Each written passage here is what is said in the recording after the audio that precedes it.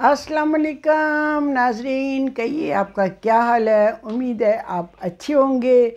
और जनाब जी, जैसा कि मैंने आपसे प्रॉमिस किया था कि मैं अपनी जो नई किताब है इसमें से आपको कुछ हिस्से पढ़ के सुनाऊंगी, तो आज जनाब मेरे हाथ में मेरी अपनी ही किताब है। आज दोपहर को हम बाहर वरांडे में बैठे थे धूप में, और मैं अपने हस्बैंड को पढ़ के सुना रही थी, तो उन्होंने ये सब सुनने के बाद मुझे कहा, आप ये सब कैसे लिख लेती हैं।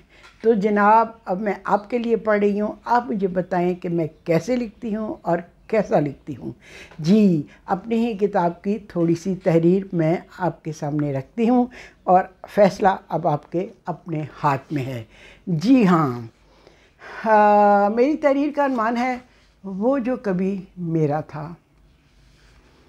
किसी को खो देने का दुख क्या होता है, इसका एहसास मुझे इस लम्हे शिद्दत से महसूस हो रहा था। मेरा दिल दुखी, जहन भारी और आंखें पुरनम थीं। मैं धुंधली आंखों से उसे तके जा रही थी, चाहती थी कि उससे लिपट कर उसे बताऊं कि कभी तुम मेरे थे, मगर पत्थर को कैसे बताती कि कभी मेरा तुम पर अपना होने का दावा भी था और फ़ख्र भी। फिर गैरों ने तुम्हें छीन लिया, मेरा मान टूट गया।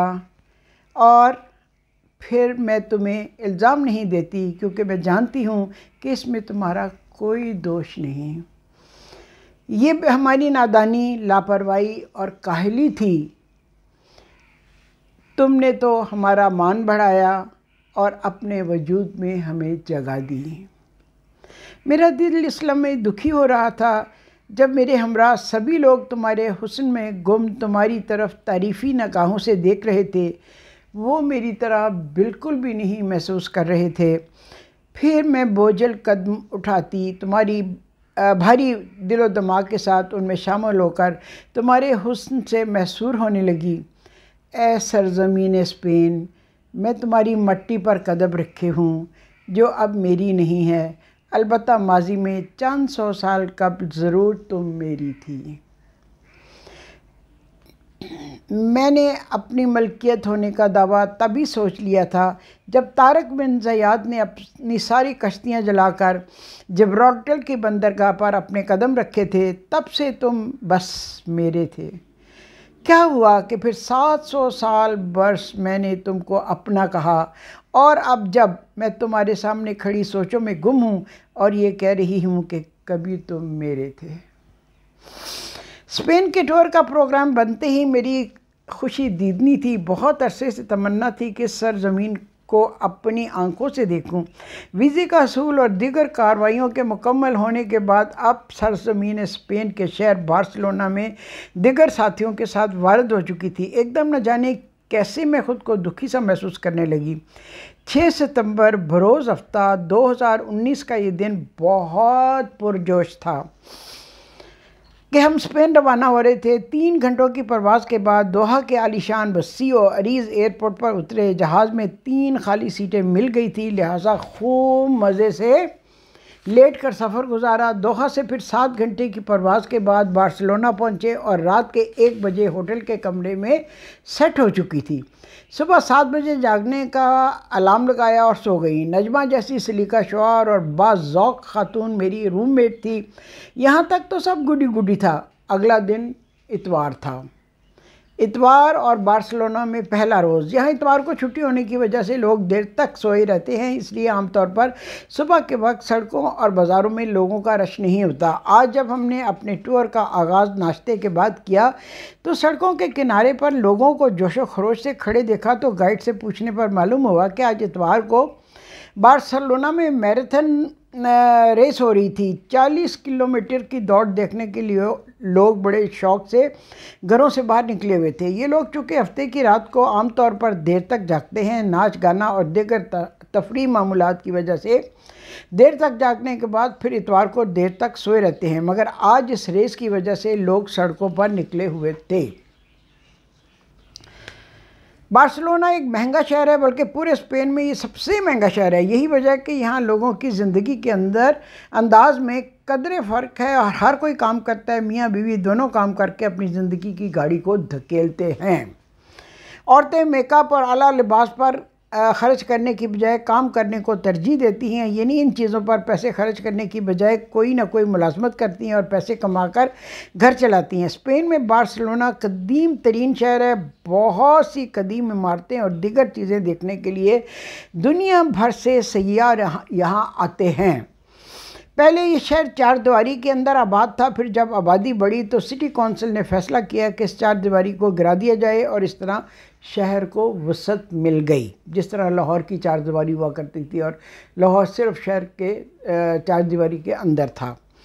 एक 26 साला आर्किटेक्ट ने शहर का नक्शा बनाया। शुरू में लोगों को जो प्लॉट दिए गए, इसके साथ ये शर्त लगाई गई कि वो इनको फ़रोख्त नहीं कर सकते, सिर्फ अपने लिए घर तमीर करेंगे। बार्सिलोना को रोमन सिटी के तौर पर ड्राफ्ट किया गया था।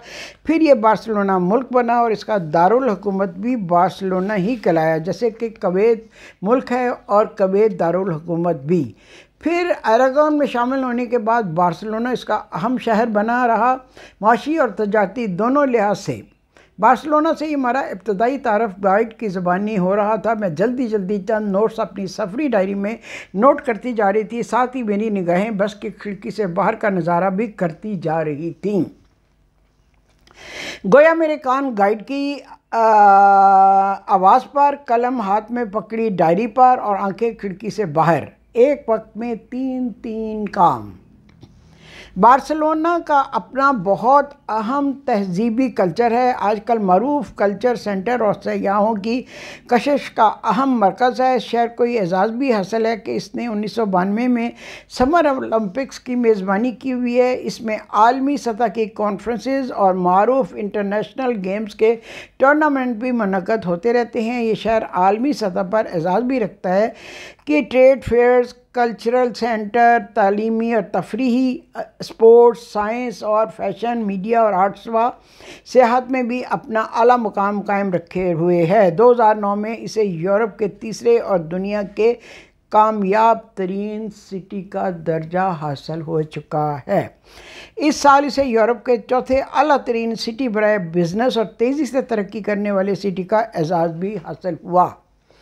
बार्सिलोना दुनिया के मारूफ तरीन फुटबॉल्स क्लब में भी अपने अंदर कायम रखे हुए है। दुनिया का मारूफ तरीन तजारती बंदरगाह भी इसमें है, जो पूरे यूरोप के लिए तजारती सामान लाने और ले जाने की सलाहियत रखता है। ये सब मालूमात गाइड हमें दे रहा था। बस बार्सिलोना की सड़कों पर रमा थी और मेरे अंदर एक सरसारी किसी कैफियत महसूस हो रही थी। मुझे ये फ़ख्र महसूस हो रहा था कि मेरे कदम इस कदर अहमियत के हामिल शहर की सरजमीन पर थे और मैं इसकी फ़िज़ाओं में सांस ले रही थी।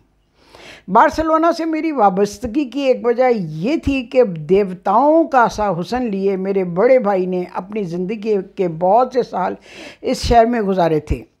इनके खतूत इसी शहर से हमें आया करते थे। फिर बहुत से सालों के बाद जब वो माँ के फौत होने के बाद अपने वतन लौटे तो हाई ब्लड प्रेशर से दिमाग की रग फट जाने की वजह से अपनी सरजमीन की मिट्टी में आ सोए।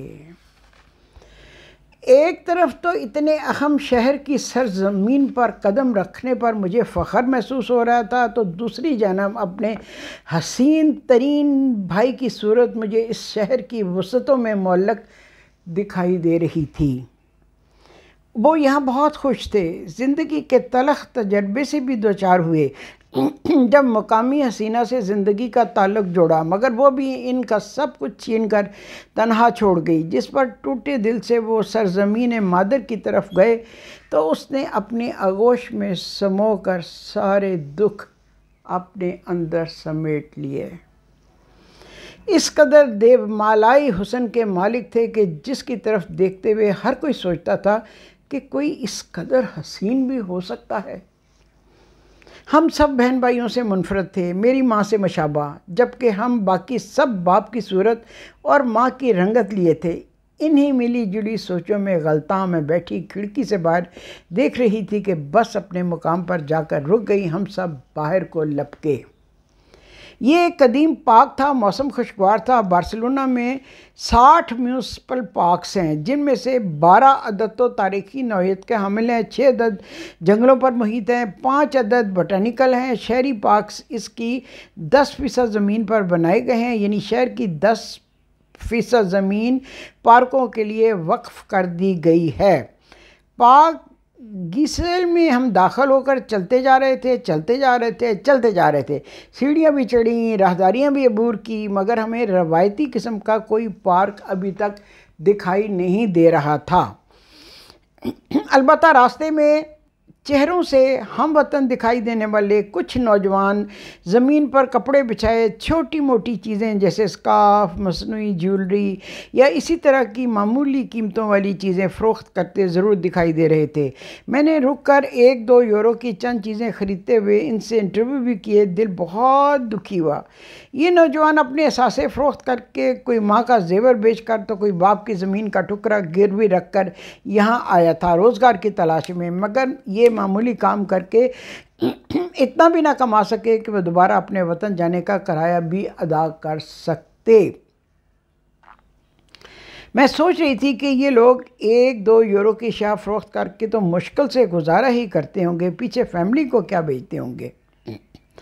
बता रहे थे कि यहाँ एक कमरे में 10-10 लोग इकट्ठे रहते हैं।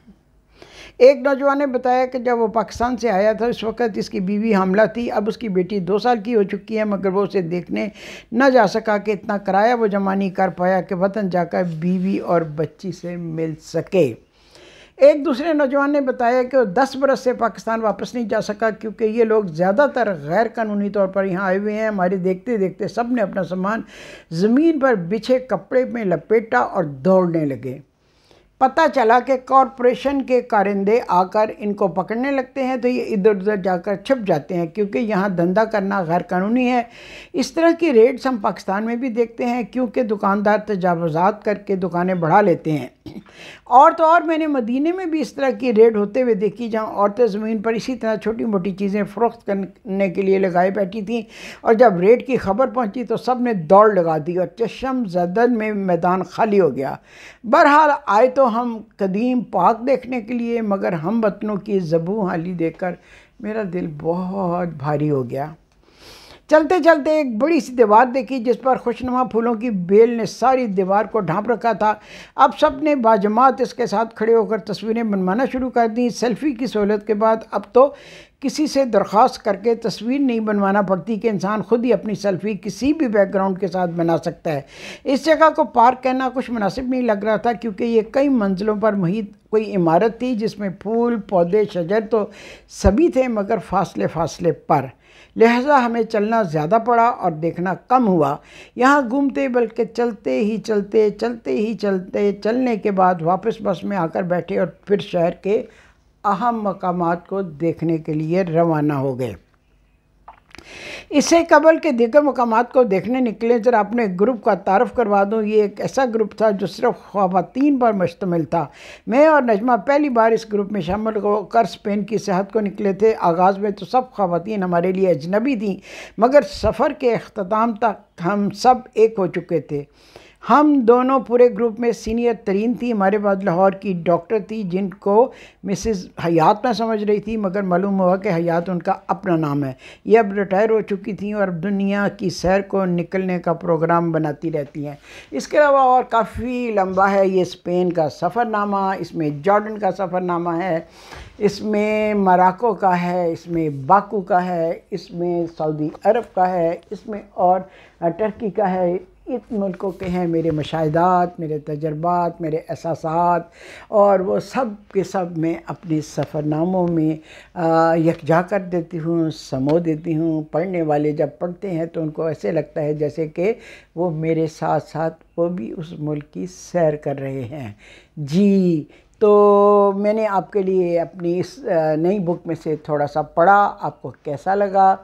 अच्छा लगा तो मुझे ज़रूर कमेंट्स में बताइएगा। और आप दुनिया में जहाँ जहाँ से भी मेरे व्लॉग्स, मेरे वीडियोस, मेरे कुकिंग शोज़ वगैरह देखते हैं, अपने शहर का नाम ज़रूर लिखिएगा और बेल आइकन का बटन दबाइएगा, सब्सक्राइब भी कीजिएगा ताकि मैं आपके लिए अच्छे अच्छे प्रोग्राम बनाती रहूँ।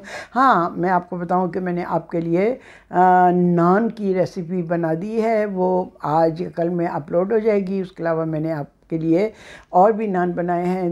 और आप देखिएगा कि नान बनाने की बेशुमार रेसिपीज़ हैं, तो मैं तो अक्सर डिफरेंट तरीक़ों से ट्राई करती रहती हूँ। ठीक, तो आइंदा आपसे किसी और टॉपिक पे मुलाकात होगी। आज मेरा दिल चाह रहा था कि मैं अपनी किताब में से कुछ पढ़ के आपको सुनाऊं। इसके साथ ही अब आपसे मैं इजाज़त चाहती हूँ। आइंदा किसी वीडियो तक के लिए अल्लाह हाफिज़।